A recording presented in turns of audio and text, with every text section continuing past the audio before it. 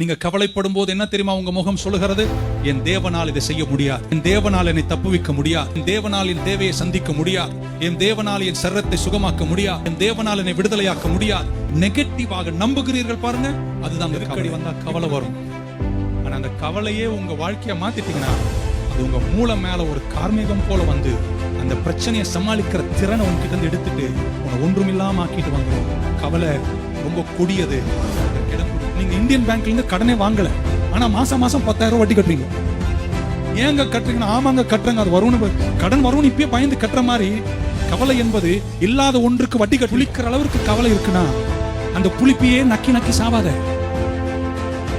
கூட ஒரு 6 கிளாஸ் தண்ணி ஊத்து. விசுவாசம், முற்போக்கு சிந்தனை, விசுவாச ஆழங்களை சேர்த்துக் கொள்ளுங்க. கவலையோடு கூட எதை சேர்க்கணுமோ நல்லவைகளை சேர்த்துக் கொண்டு வெற்றி நோக்கி நடை போடுங்க.